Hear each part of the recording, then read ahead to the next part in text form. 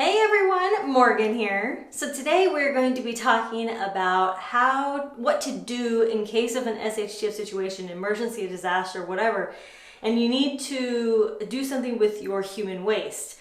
This is not a pretty subject, it's not a really fun subject, but it's something that we probably need to talk about, especially if you're living in the city, it can get a little more complicated, or rather it's just a little more things that we kind of got to do. So first of all, the sewers in general will run for a short period of time. However, depending on the type of the emergency and disasters like flooding and things, that can really back up sewers. And sewers, they'll back up into the streets, they could back up into your home, a whole bunch of really bad things can happen.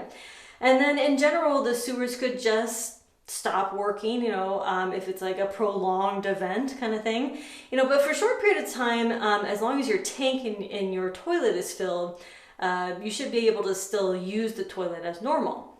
If you don't even want to take the chance, or let's say that you realize that this situation is going to be a little bit longer than you had thought, or you just want to break out the emergency toilets for whatever reason. So something else that you can do is change out your regular toilets for a composting toilet. It's a little more expensive, but it's definitely nice kind of in the long run, especially if you have like some sort of off-road cabin or something, composting toilets are nice. So then we have the bucket method. You want one bucket for feces and you want one bucket for urine. So you want to make sure that you have the lids for each bucket, put them on and make sure that they seal so that bugs and critters like rats, mice, and things cannot get to this waste, and that they don't even want to get to the waste. Now, there are deodorizers, and there are also like biogels and bio things that you can put in these things to solidify the waste and just make it a little more manageable to bury later on. So what you would do with both the urine and the feces bucket is to do a 1 to 10 ratio. The bleach would be the 1 to 10 of water. So 1 part bleach to 10 parts of water in each. That will just help kind of sanitize it a little bit, but you can also use the deodorizers and the biogels and whatever else you want to use. Another method would be if you take a garbage bag and put the garbage bags in here and then use the garbage bags and dispose of them. And if you use the garbage bags, you can use that biogel as well as the deodorizers and whatever else you want to use. So that when you come outside to dig your hole, all you're doing is you're pouring the bucket with the water and the feces and the urine into the hole instead of having to deal with the bag as well. So the couple of ways to dispose of your waste is going to be digging a hole. This might be a little more complicated for people who live in an apartment, but if you live in an apartment, you got to get out and try to find where you can bury it. I don't care if you have neighbors and people staring at you and whatever. You need to get rid of that waste, and you may want to talk to your neighbors about doing the same thing, digging holes. If you have a nearby little forest or something, dig your holes just like you would do while you're camping. You're digging a hole for your waste.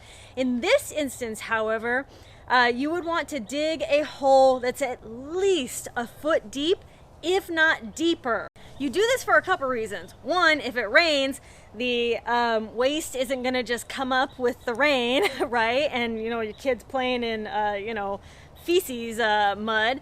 And two, it'll keep it away from critters. Another thing that you could do is you could build an outhouse. If you have the resources to build an outhouse, that's great.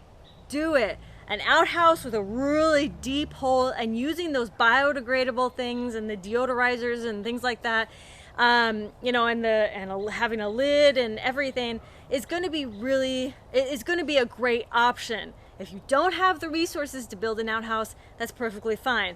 And plus, building an outhouse means that you got to come outside to go to the bathroom. So it just kind of depends on your desires, and if it's a more short-term, long-term kind of thing. So again, not a super fun topic, but something that we definitely need to keep in mind. Everyone goes to the bathroom, And what are you going to do if the sewers are no longer working? Also, something else you have to keep in mind is what are you going to do for your pets having to go to the bathroom? What are you going to do with if you have an infant and you have diapers? In that situation, I would highly recommend switching to cloth diapers simply because it's easier to wash the diapers and to put the feces from the diapers into the feces bucket, which you already have, instead of trying to dispose of diapers, which is a little bit more difficult task. So if you do have infants or you're planning to have infants around, definitely have some cloth diapers stored. If you don't plan to use them for everyday purposes, that's totally fine. But at least have them available and then do that off-grid laundry. If you'd like to get any other ideas for off-grid toilets, go to the camping section of like Walmart. They have a few things. Camping sections just in general, they generally have some things. Look at how RVs do some things. They have a lot of deodorizers and things. And just do some research. But anyway, thank you all so much for watching. If you have any other thoughts on this topic, let me know. Conquer tomorrow by preparing today. Talk to you all tomorrow. Bye.